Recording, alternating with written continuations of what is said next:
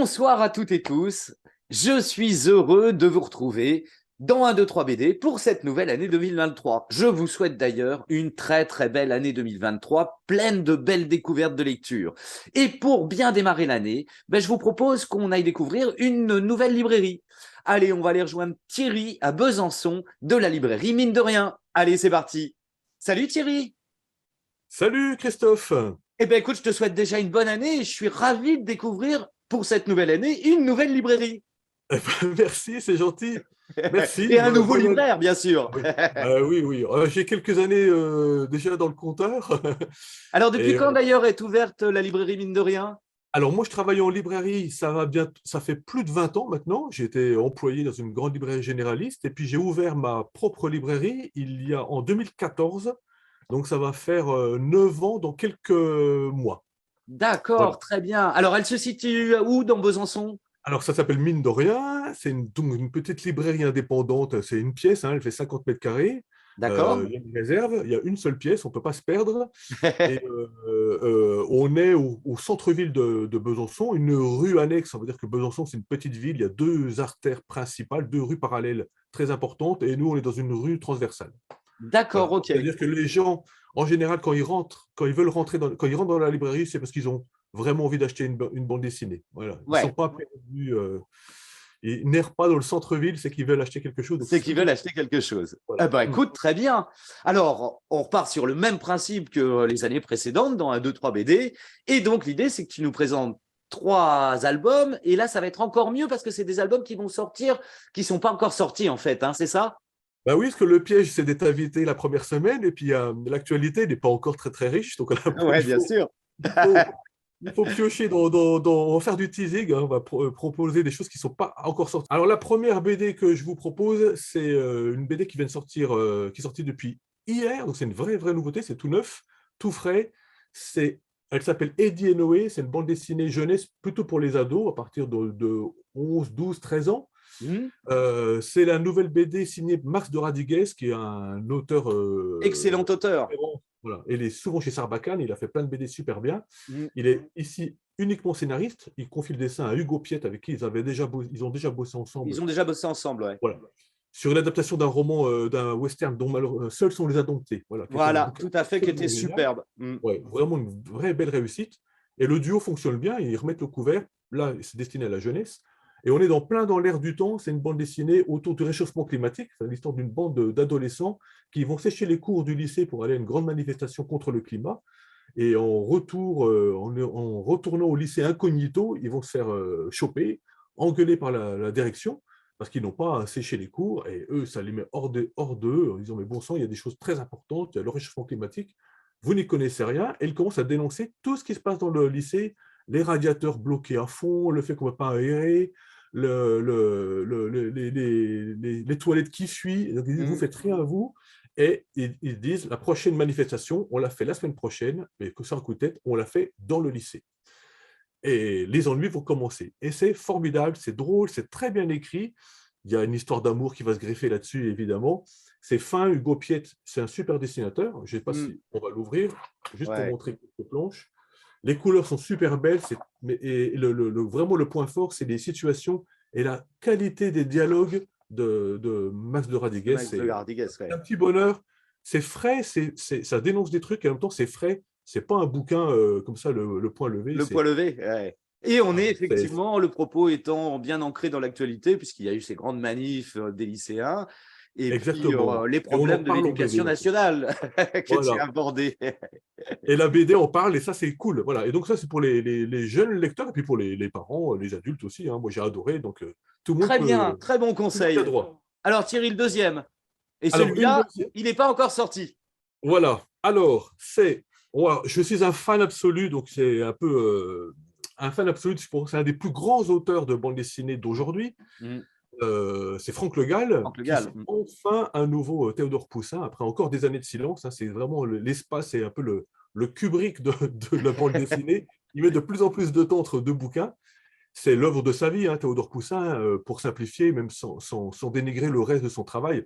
L'essentiel de son boulot, c'est les aventures de Théodore Poussin.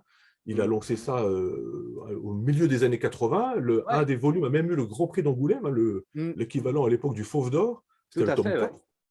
Donc c'est vraiment une série qui compte. Je peste, moi, régulièrement, hein, si on me voit dans le magasin en disant, bon sang, il y en a marre de ces vieilleries, le retour de Corto Maltese, le retour de Black et Mortimer. Mais des fois, voilà, je ne suis pas cohérent parce que je suis impatient d'avoir le J'attends retour. le dernier. Voilà, alors c'est toujours le même, hein, c'est toujours Franck Le Gall, c'est magnifique, c'est un vrai récit d'aventure, c'est une série ultra culte Mm. que les lecteurs adorent, mais malheureusement, et c'est le truc un petit peu incompréhensible, malgré ses 14 albums, c'est le 14e qui Ouais, c'est le arrive, 14e, hein, ouais. le 14e, sur 40 ans, hein, donc il prend vraiment son Mm. temps entre deux volumes, ça reste une série où le public n'a jamais été très très large, malheureusement. Mm. Ça aurait dû être une série très populaire et malheureusement, on est encore dans une série culte, mais Mm. qui a une sorte de plafond, malheureusement. On espère que ce bouquin-là va tout faire péter et qu'on va enfin découvrir à un large public. La série Théodore Poussin, c'est un grand récit d'aventure qui se passe dans les mers de Chine, Mm. dans les années 20-30. On tutoie le début de la Seconde Guerre La mondiale. Seconde Guerre mondiale, ouais. Mm. C'est un savant croisement entre Tintin et Corto Maltese, hein, ça a Voilà. été dit Mm. plein de fois. C'est la ligne claire de Tintin, c'est le côté romantique et assez littéraire de temps en temps de Corto. Mm. On cite Baudelaire, Stevenson régulièrement, il y a des poèmes. Voilà, Ouais. c'est super beau. Le dessin de Franck Le Gall s'affine et de plus en plus tremblotant, je trouve, au fur et à mesure du temps. Et il a un côté, je trouve, Tsuge. Alors, je ne sais pas si on connaît ce mangaka Tsuge qui a fait L'Homme sans talent. Ah Et oui, d'accord, c'était ouais. chez Cornelius, un auteur qui a travaillé essentiellement dans les années 70. Et ben, quand on lit le Franck Le Gall d'aujourd'hui, on a l'impression de voir du Tsuge. C'est magnifique, c'est super beau. Et je conseille Très vivement. bon conseil, voilà, pour redécouvrir la série à toutes Et les j'invite, téléspectatrices et téléspectateurs. j'invite, voilà, comme j'ai bien travaillé, il y a les cahiers Théodore Poussin, 3 tomes qui représentent en fait l'intégralité de ce nouveau volume. C'est en noir et blanc. Excellent. C'est encore plus beau en noir et blanc. Mm. C'est magnifique. Alors après, c'est 14 € le volume, ça fait Oui, 14 fois 3. Mais si mais vous êtes c'est fan un bel comme moi, objet. voilà, oui, Mm. c'est super beau.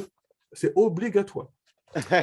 Et puis le petit dernier qui est Et sympa le, aussi, qui a l'air et bien. le tout Alors dernier, pareil, qui sortira plus tard. tout petit, c'est un tout petit poche, c'est plus petit qu'un manga, ça sort la semaine prochaine, c'est une maison d'édition toute jeune qui s'appelle les éditions réalistes. Ils font des bouquins, là, 90% de leurs produits, c'est des petits formats comme ça. Ils ont Mhm. sorti l'année dernière un bouquin pur chef-d'œuvre qui s'appelle Malaval, avec Hugo Bienvenu au scénario. Alors, si vous trouvez ça dans une librairie, si votre libraire ne l'a pas, il faut le commander. Si vous le trouvez, il faut l'acheter, il faut le lire. Chef-d'œuvre absolu, ça, il faut lire absolument. Et ça, c'est une nouveauté, ça sort donc la semaine prochaine. C'est une première BD, elle s'appelle Romane Granger, Betica Batenica. On est dans de la BD de genre, hein, c'est des vrais super scénaristes. Je crois que les auteurs viennent de l'école des Gobelins. D'accord, ouais. L'animation, c'est des gars qui ont un sens du récit, c'est haletant, ce qu'on appelle des page turners, on va dire. Mm. On le lâche pas, ça va, un peu comme un côté manga. Ouais. Graphiquement, c'est très beau. Oui, c'est étonnant, c'est ce que je Une sorte regardais, de ligne surprenant. claire, froide, Mm. héritière de Close ou de Tomine ou de Jérôme Dubois, si les gens connaissent un peu Jérôme Dubois chez Cornelius. Ouais, chez Cornelius, ouais. Et ce nouveau livre-là, alors c'est des BD qu'on peut mettre dans les mains de tout le monde, hein, si on a envie de lire une super intrigue. C'est pas de la BD alternative, Oui, c'est complexe. voilà, ouais. C'est une vraie intrigue. Là, on est dans une sorte de polar à la X-Files. C'est deux agents style Mulder et Scully là, qui vont Mm. enquêter dans la disparition de personnalités qui disparaissent et dont on pense qu'elles sont dans une secte perdue au fin fond des montagnes. Et donc, ils ont rendez-vous avec la directrice de cette secte pour demander où sont ces gens, parce que toutes les pistes l'amènent chez eux. Eh bien, Ça a l'air super, ça. Mm. ils auraient jamais dû aller là-bas. Voilà. Et c'est un bouquin assez épais. On le lit hyper vite parce que c'est haletant, c'est graphiquement, c'est super beau. Ça sort la semaine prochaine. Les éditions réalistes, c'est vraiment une maison d'édition. Moi, je suis très fan et il faut les suivre, il faut les Faut encourager les parce que encourager. Voilà, c'est ce que j'aime aussi voilà. dans l'émission, c'est qu'on puisse présenter des livres de petites structures comme ça. Et effectivement, il faut soutenir ces petites structures. Thierry, Voilà. je te remercie beaucoup pour ces 3 premiers conseils de l'année. Je Ben, merci reviendrai à te voir toi. dans l'année, hein, Ben, régulièrement. j'espère. Voilà. Et J'espère. On puis, ouvre tous les jours. Faut venir. ah, mais dès que je peux, je viens à Besançon pour visiter ta librairie C'est pas physiquement. loin, 2 heures de Paris.